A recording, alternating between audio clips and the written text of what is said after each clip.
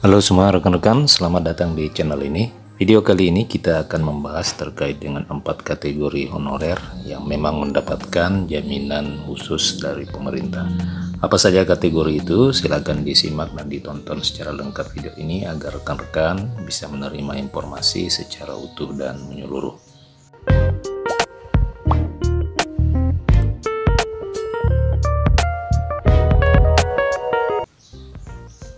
Rekan-rekan sekalian, tidak perlu menunggu dibukanya seleksi CPNS 2023. Kategori tenaga honorer ini telah mendapatkan jaminan oleh pemerintah.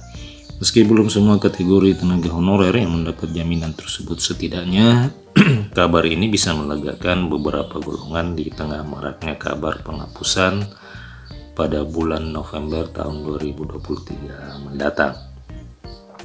Pada peraturan terbaru yang ditandatangani langsung oleh Menteri Keuangan, Ibu Sri Mulyani, pemerintah telah memberikan jaminan kepada 4 kategori tenaga honorer untuk bisa hidup lebih sejahtera.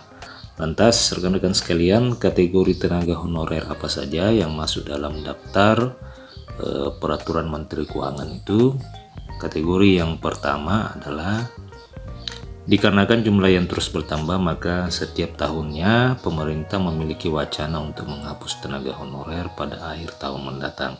Berdasarkan data yang diperoleh Badan Kepegawaian Negara, saat ini terdapat 2,3 juta tenaga honorer yang tersebar di seluruh Indonesia.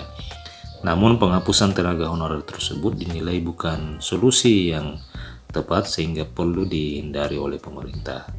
Rekan-rekan sekalian, tidak dapat dipungkiri bahwa sebenarnya di lapangan terdapat para tenaga non-ASN ini yang sangat dibutuhkan pengabdiannya untuk mempermudah kinerja aparatur sipil negara di dalam memberikan pelayanan kepada masyarakat.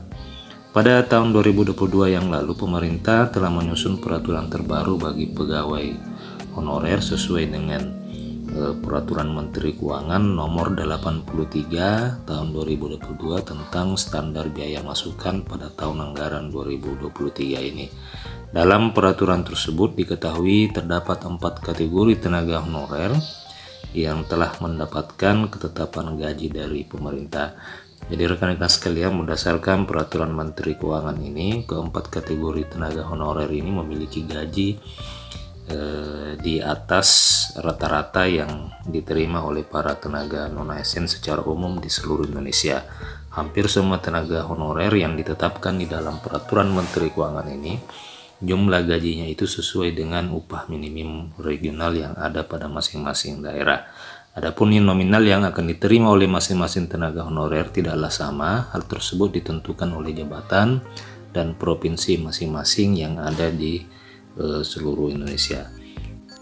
Rekan-rekan sekalian, nominal gaji yang akan diberikan kepada para tenaga honorer tersebut yang